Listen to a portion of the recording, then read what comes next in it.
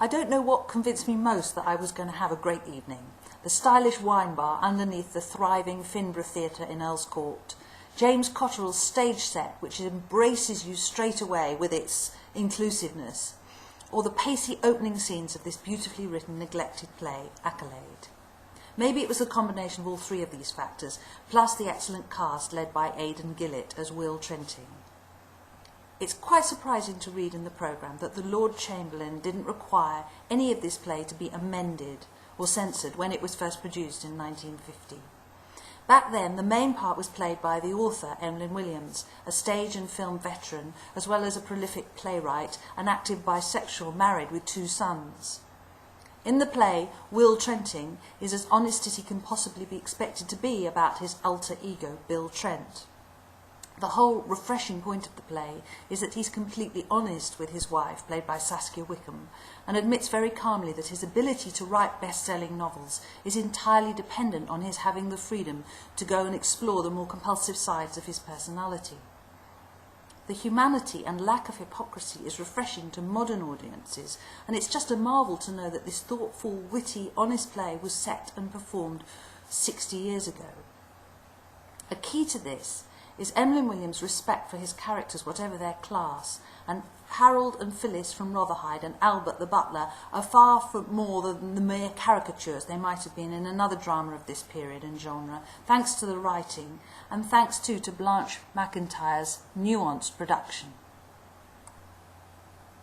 Williams doesn't flinch from the issue of child protection, and this theme is interestingly and delicately layered throughout the play. Bookish Ian is played with wonderful timing by Patrick Osborne, and you could forgive him being about 10 years too old for the part because he did it so well. His conversation about Dickens with Olivia Darnley as Phyllis blends the classlessness, the delight in self-expression and the killjoy nature of the outside world in one sparkling bit of dialogue. Simon Darwin cleverly makes Harold as likeable and believable when issuing a death threat or when proudly comparing baby photos with his hostess. Phyllis and Harold's affection for their daughter Brenda, mirrored by Will and Rona's love for Ian, give the play moral interest and moving depth, raising it far above the drawing room drama it could be. Emma Jerrold as friend Marion is perhaps a bit young for her part.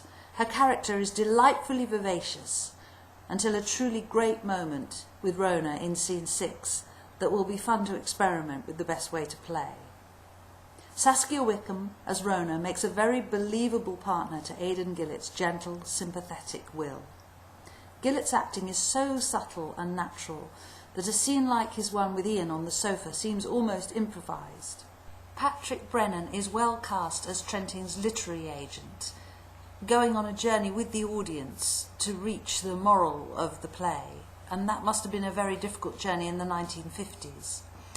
Albert the butler is played terrifically throughout by Alan Francis. In a production where detail is so spot on, a couple of slips seemed really glaring, and one is the box set of novels, of the Trenting novels, which look way too much like frusty ancient tomes from an antique shop. And urgently, Aden Gillett needs a bigger tail suit. The cuffs barely reach past his elbows. He's a broad-shouldered man, and that jacket was meant to have been professionally fitted, so please find him another one.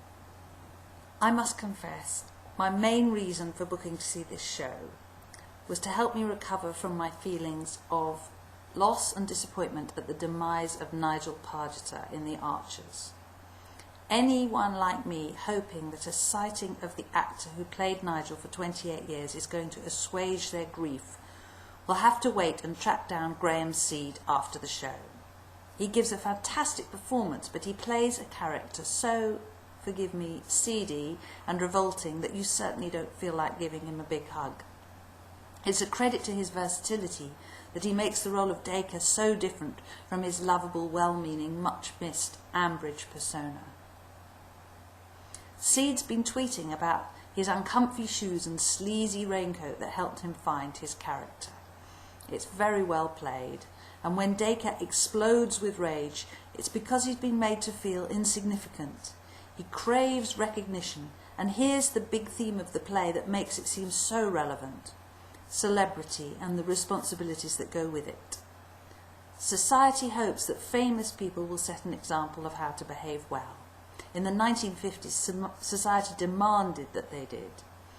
Dacre, a would-be writer, wants the success that Trenting has achieved, and he's mortified by the injustice of realising that Trenting achieved his success by indulging in drinking and orgies, because that's how he learned what to write about.